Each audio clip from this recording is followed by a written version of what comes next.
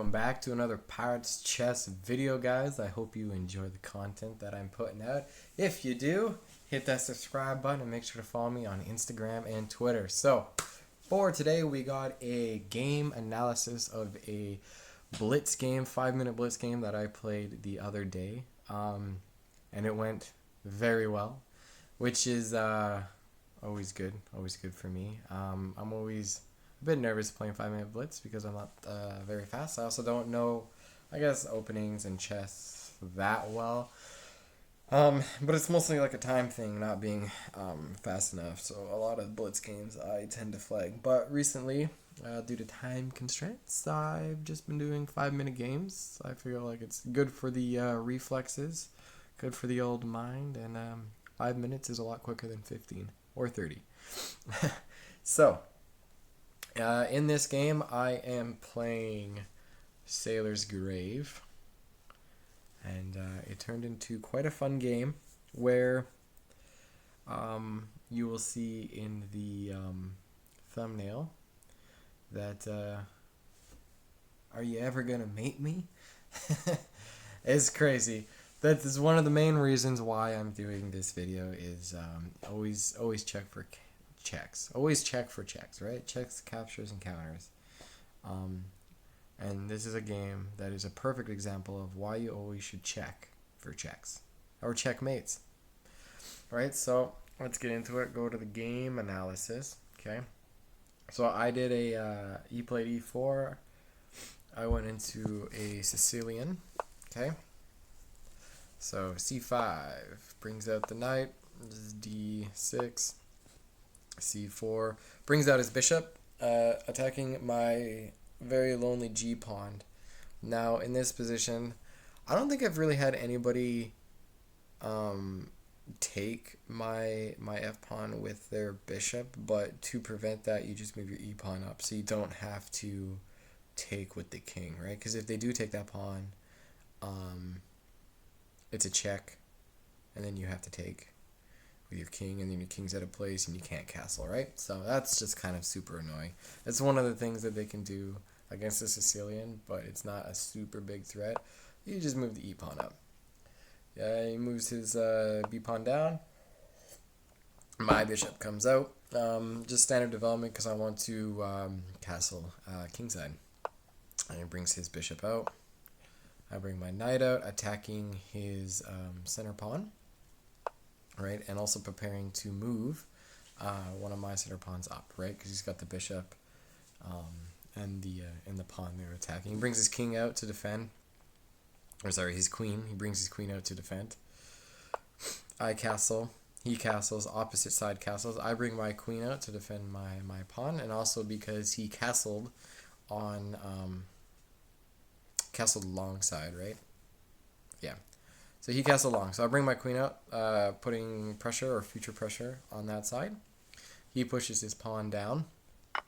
I take. So I take for a couple of reasons. One, he's pressuring my knight, and I don't want to lose my knight in this position. Even though it gives me double pawns, that's fine. But like I could just move my knight, but this knight has kind of like multi-purpose. So because I'm castled on that side, and I know his queen on f3 is eventually going to want to come over and put pressure on my king, right? So the knight is defending the h pawn for now, which he I know wants to try and wiggle his way into. So I take with my d pawn. Protecting the knight, giving me double pawns, but it also has a purpose of being able to push up to the e4 square.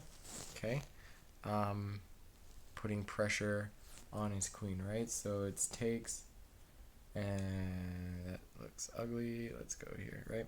So my knight is defending here. Eventually, his queen wants to come down and put pressure on the h square, and he'll do some other things with his bishop. You know, his other bishop is also lined up here. So basically you take with the pawn, then you push the pawn up, threatening his queen. He can't take because your knight is defending. If he takes with the knight, That's fine. You don't have to take back because your knight is also guarded. You just bring your knight on the b square up, defending that knight. That's a lot of lines, but basically that's kind of how she goes, right? So I take, he brings his knight down. Eventually he wants to bring his knight, he wants to bring his knight to this square, right? The reason being is because he's going to bring his queen over and he's going to put pressure on here. So the way to defend that is you bring your knight up, right? Defending your knight for when he takes, if he takes, and then still maintaining defense on the h square. You can also bring your pawn up, or your pawn up to h6, so it's defended by the g pawn. Okay, so I push my pawn up, putting pressure on his queen. He moves his queen down. I bring my knight up, defending my other knight. He brings his knight down. Okay, so putting lots of pressure on the h pawn. I bring my bishop out now because my knight has more than enough protectors. It has the g pawn. It also has the knight. So again, threatening his queen, forces his queen to go over to the h square, which I already knew he was wanting to go over there anyways, but I'm more than comfortable with that position. I move my bishop up, threatening his knight, his other knight, and the bishop. So if he moves his knight, he hangs his bishop. And I am 100% fine sacrificing my bishop for his dark squared bishop.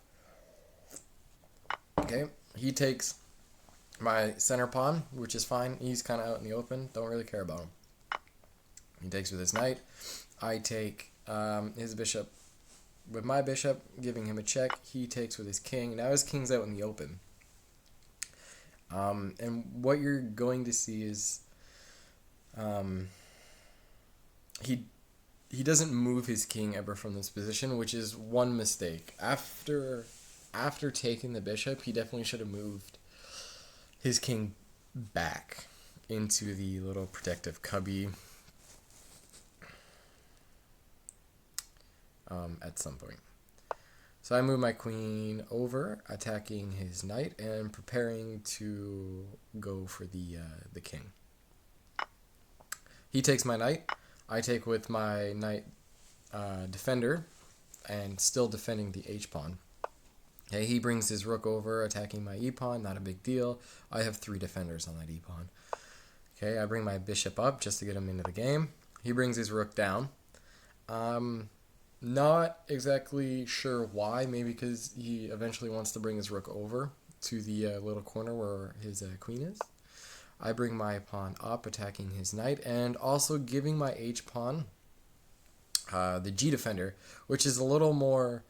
It's a little more defended now, with the circumstances of like with the situation of the board and kind of how it's going. So he moves his bishop up onto the open file. Now, the game wants me to take. The game wants me to take his knight for some reason. I guess because like if I take his knight and he moves queen down to h7, I take with my knight. He takes with his bishop. I take with my king, which I mean I guess is good because he can't move directly into the h square.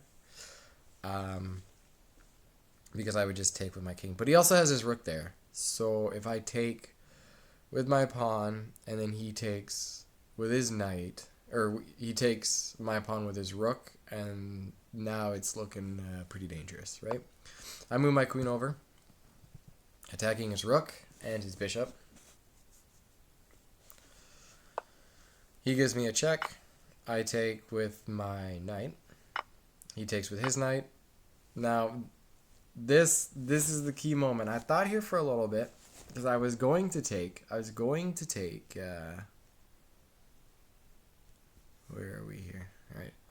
I was going to take I was going to take his knight with my king. And I thought, I'm like, there's always got to be a better move. And I realized, because he left his king in the open b2 square, I was like, oh, perfect. And this is why you should always look for checks. Because I get basically two two pieces with this, right? So queen takes rook. Queen takes rook. Gives king check. Now he has to move his king. What does that do? That allows me to take his knight for free. Easy peasy. Lemon squeezy. Right? Because if I took his knight with my king, there's no check on the king, which means he could move his rook to safety. Pretty simple. Right? So check. He moves his king back. I take his knight with my king. Now, I'm going to pause the video here after queen takes rook. He moves his king back. I'm going to pause the game here. I'm going to let you guys decide or try and figure out where is mate? What is the best move in this position?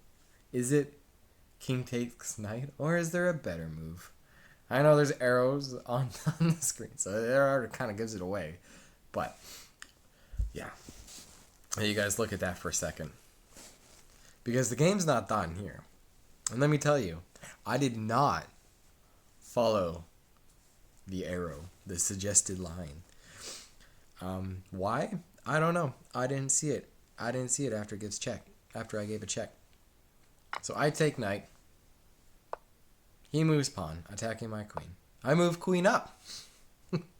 I don't know. I just did. I was like, I'm going to keep pressure.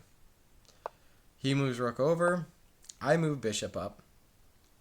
Attacking the pawn on g, because it's not defended. He moves the pawn down. I move rook over, defending my e pawn. He moves pawn down. I think for a moment what I should do. What's the best move I have? How can I win this game? How do I improve my odds? Okay? Is it... What is it? What do I do? What do I do here? And then I realized that I could have done this so long ago, and he almost got away with it. And that is queen to a1, checkmate. Okay? Should we count how many moves went by before this checkmate happened? Let's see. 1, 2, 3, 4, 5, 6, 7, 8.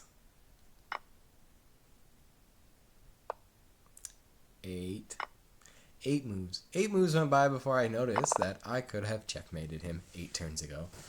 And it was at that moment that I realized you always have to watch out for checks.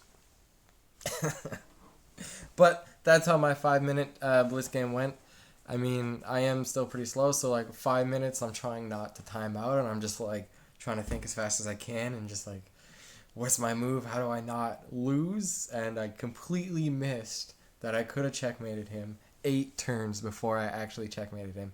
And had I not realized that, had I played a different game, checkmate would have never happened, because he probably would have moved his rook down.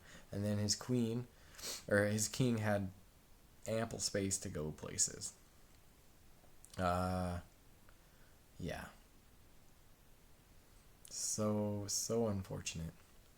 But that's the way she goes. And I still got the win, so I'm happy for that.